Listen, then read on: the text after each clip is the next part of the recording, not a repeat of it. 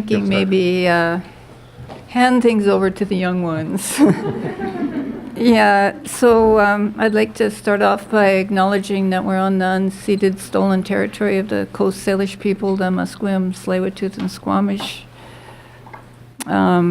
Yeah, we got to think of some way of making that concrete, that acknowledgement, so it's not just acknowledgement.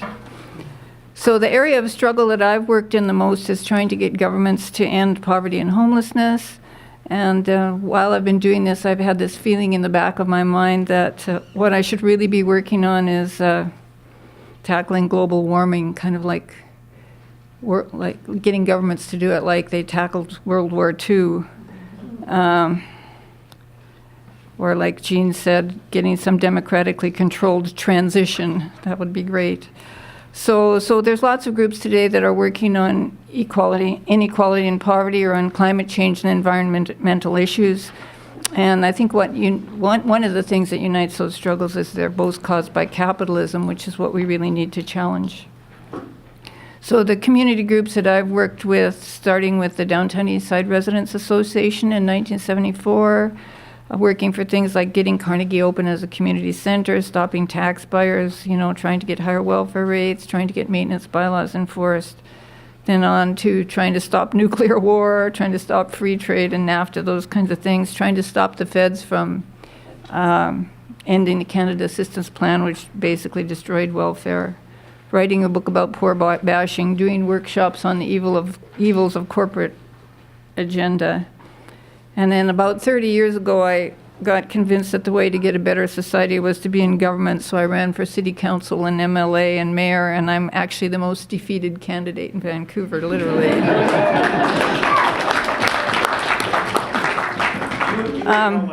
Then last year, a bunch of youngins convinced me to try for city council again on a platform of basically calling for what we need. So all of the work except the run for council last year feels kind of like banging my head against a brick wall.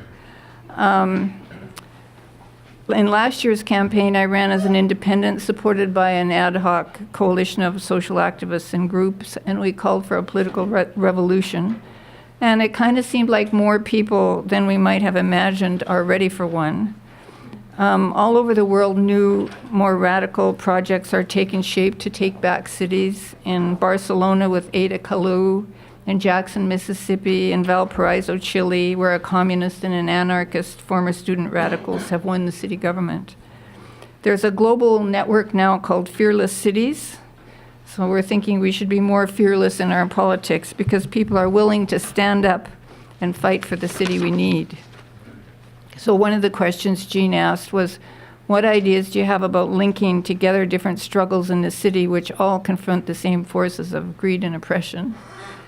So if you're working in a social movement, it takes eons to get anything like what you want. And to actually get something, you have to be really focused on a specific thing. So it's hard to link issues. Like I'm thinking, for example, it took 5 years of solid funded work to get provincial funding for a school lunch program in low-income areas. Talk a little louder for the people. Okay. It took 7 years to get Carnegie opened as a community center. We've been working 10 years to get 100% welfare pension rate social housing at 58 West Hastings, and we still don't have it. And yes, we got a bit of the things we fought for, but in the meantime, a whole lot more has been taken away. So then you have to go on what is the process that you're using to get what you want, and does this process strengthen the movements for justice and getting more people involved? So Jade and Isabel really talked about a process that can strengthen that movement. And I've really admired the work of the Chinatown Action Group that Jade talked about, and also AAD. Yeah, we tried at Carnegie Action Project, we tried to organize in Chinatown in 2011 before the condos came, and we really screwed up because we didn't have a Chinese-speaking organizer. And then we lost, and the condos came. And then when we got the Chinese-speaking organizers, we got them, they defeated 105 Kiefer 5 times. So. But they've done a lot of amazing work and had a lot of delicious dinners and a lot of education. And yeah, they've done a great job. Involving more people is the hardest part of organizing, and I haven't been very good at it. The groups that I've been a part of do get people involved, but then people move on or have other aspects of their lives they want to explore. So we definitely do need to build capacity. We've done some trying to link struggles, like taking the CAP volunteers went out to show solidarity with the Musqueam when they were fighting against that condo tower. And we've gone to anti-pipeline demos, but it's hard to get anti-pipeline people to come to a demo for higher welfare rates. So the issues do seem divided, with folks working on the ones that feel closest to their lives and their experience. We're also trying to include the fact that we're all living on Indigenous land as a fundamental part of our struggles. So enter the municipal election, sort of a city as a site of struggle. So last October, I ran on a platform of a rent freeze, really actually ending homelessness, a mansion tax, working toward free transit, trying to democratize the city voting setup, sanctuary city, and cutting the police budget and using the savings for services to help criminalized people. Our idea was to open up City Hall for people working for social and environmental justice, so the city could be a site of activism, pushing for what we really need, and if the city doesn't have the power to do what's needed, pushing for another level of government to either do what's needed or give the city the power. I had in the back of my mind the example of Harry Rankin. When I worked at DERA in the 70s, we always said he was on the inside and we were on the outside. We'd tell him about the issues that needed action. He'd bring motions forward, get staff working on it. We'd organize delegations to come and pressure the rest of council. And we got things like the standards of maintenance bylaw, sprinklers in the hotel, the Carnegie Center. So as someone who ran for office almost 30 years ago and gave up on it, this latest attempt at getting elected was a sort of experiment. Can you take someone who has a bit of name recognition and put forward a progressive platform of what we really need and get people excited and voting for it? So let's think about cities for a minute. In cities, there can be concentrations of people with certain interests. Like in Vancouver, we have the downtown east side, where virtually everyone thinks poverty sucks and we need more housing that low-income people can afford, and harm reduction. So the downtown east side has become actually a Canadian and a North American center of justice work on these issues. We have renter areas where people want a rent freeze and a mansion tax. We have Chinatown that people want to preserve. Concentrations of people can be mobilized into groups like the Tenants Union, the SRO Collaborative, the Chinatown Concern Group. So cities can be ripe for actions. So we were thinking if we had a municipal government, or even one person in a municipal government to start with, maybe we could start using the power of the city to support organizations that fight for justice and help create the power that we need to fight massive inequality, racism, homelessness, rents, global warming, linking all those issues. Maybe the city is a place where people can challenge the artificial limits to their own democratic power in creative ways. So I know there's probably people here who don't believe in voting and hate our system of government. I think it sucks too. I guess I'm thinking we need to start with what we have and push to change it so we get what we need. This is one of the reasons we pushed for changes to voting in my campaign. Allowing permanent residents to vote, getting a ward system, voter enumeration so that tenants get registered, even free buses on election day like they have on New Year's Eve.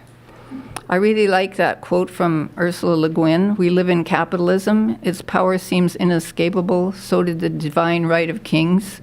Any human power can be resisted and changed by human beings." That's her quote. So yeah, let's use the city to challenge the divine right of capitalists, and let's be the humans who resist and change. The city level of government, as people say all the time, is the closest to the people. Nearly everyone can make a trip to the city hall or phone their councillor. It's harder to get to Victoria and Ottawa, so it's a good place for change to start. If the city doesn't currently have formal powers to do what's needed, then we need to be part of building a movement for new municipal powers. No more passing the buck, saying our hands are tied, City Hall can be a place to gather pressure to change those rules or get change at other levels of government. A city government could work for free transit, for putting teeth into reconciliation with Indigenous people by actually giving them some land back. The fact that Vancouver is on stolen land shouldn't be something we just acknowledge. It's something we should be actively trying to undo. We made a teensy stab at this in our campaign when we said we should have a mansion tax, and we should use some of the money for that to give back land to the Musqueam, Squamish, and Tsleil-Waututh. This is a small example of how a radical municipal campaign can open up areas for discussion and for getting into people's brains that changes like this are possible. This is not saying that a municipal campaign can replace social movement action, only that it could conceivably complement it, bringing in the change part as well as the resist part. And maybe it will be helpful now that rich people and corporations seem to be a little bit limited in how much they can donate to political parties. So in Seattle, Councillor Kshama Sawant is demonstrating a different approach to movement building and electoral politics. Sawant didn't just use social movements to get elected. Movements use her to get a champion at City Hall, and in turn, Sawant uses her councillor's office to build social movements. This is a radically different and a better approach to the old idea that movements should just hold politicians' feet to the fire. We need to build real power, not just moral indignation, and for this, the city is a vitally important site of struggle. The Fearless City movement has things like a code of ethics to keep its elected people accountable to their principles. The purpose is to use municipal institutions, not instead of movement organizing, but to support, expand, and generalize the movement. Fearless cities seek to build post-capitalist world despite not necessarily knowing yet what exactly that means. A world based on not-for-profit practices that respond to planetary limits. So that's one way that some of us are exploring to use a city as a site of struggle to link equality and environmental and other issues.